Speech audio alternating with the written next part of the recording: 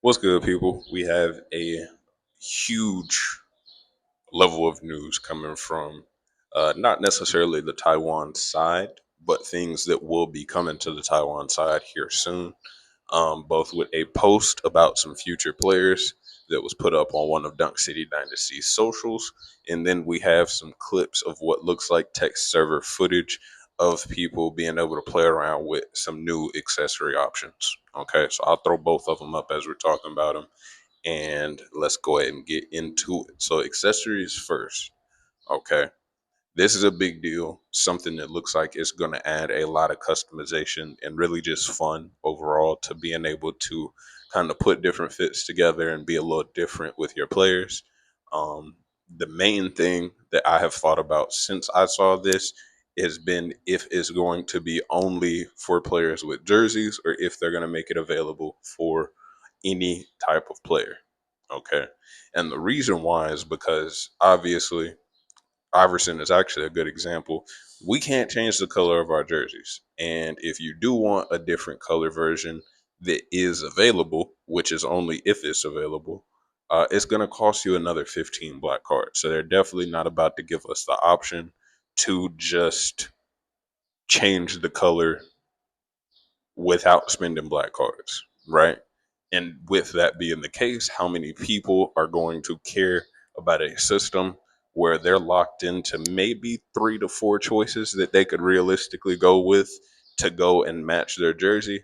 Outside of that, they really probably don't care about the rest of them. I know there are patterns as well, like little spider web patterns and stuff like that, that could still add a little bit of incentive. But if this is going to be a part of the game people actually care about, it's definitely going to be necessary that it's available for other players too. And I think this because there are players already that come. It's going to be hard because I got my own fits on most of these guys. But like Devin Booker, you see he has some leg sleeves there already. Klay Thompson leg sleeves, or some other ones. Pascal leg sleeves. I don't know if anybody has arm sleeves just off the rip. Um, I would have to go through and look at everybody with their base fits on. But yeah, if you already have players in the game like this that you're able to see accessories on, then I would imagine the way they do it is they add them to the game.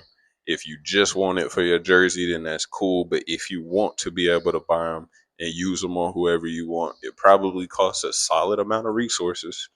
1,500 or 2,000 gems per separate accessory, or like maybe they do the costume fragments, maybe 2,000, 5,000, something like that, let you buy them that way.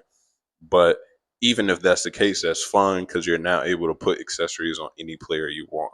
And for you to understand that value, for example, my Wimby right here, if I could put some leg sleeves on him and an arm sleeve, he would basically look like exactly what his jersey version looks like, just without the number, obviously the home color instead of the away, and then without his actual name on the back of the jersey. But outside of that, he would be pretty smooth. And I feel like it allowed for, like I said, some pretty cool options with the fits and the clothes and everything like that. So we got to see. We got to wait till it comes out.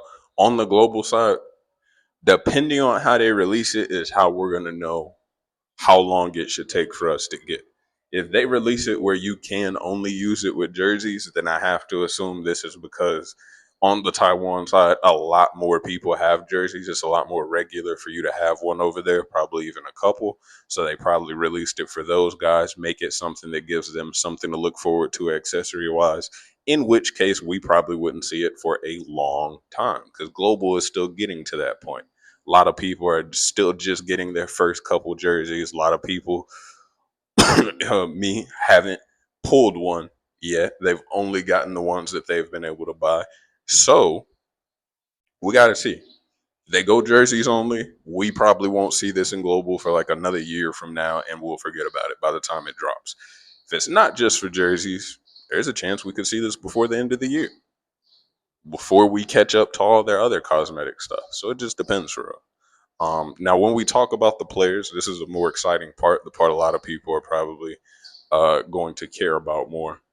We have Shaquille O'Neal and Yao Ming coming to the game. Okay.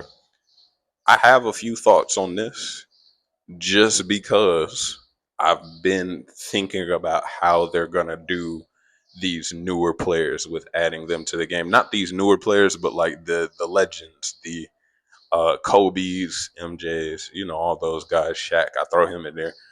I've been thinking about how they're going to do it, adding them to the game for a long time, just like I'm sure a lot of people have, because they're the greats. They're some of the people have been waiting on the most. Okay. And another reason this was sparked into a little extra thinking than just, oh, hey, couple new characters, is they're both bigs. And I'm pretty sure both centers. Like, not even, I'm almost positive Yao Ming wasn't a power forward. I'm pretty sure both centers. Okay. And also, I didn't watch Yao Ming, but I don't remember him being too crazy of a spacing center. He might have had a mid range, but I don't remember him necessarily being like a Porzingis or nothing like that. You feel me? Like he was still an interior big. So two centers, similar play styles. How do you get away with adding both of them to the game at the same time? Why do you even announce that you're going to drop both of them? Why not just one? Then you drop the other one at another time when, the position has had some time to switch around between a few other people. Why drop just straight up two centers, right? I think, and I've been thinking for a while, that when they add these players like Shaq, MJ, Kobe, Vince, they are going to introduce a new tier level. Okay, if you've played Dokkan Battle, if you play Dragon Ball Legends, things like that, you know that after a while, these games eventually get into a power creep kind of thing where it's like, this character needs to be strong and they need to have reason why you would want them over the older characters. So we're gonna make this stronger, and we're just gonna put it in a different tier, so that way we don't have to go through and buff or update everything that came before it, and it's in its own area. You feel me?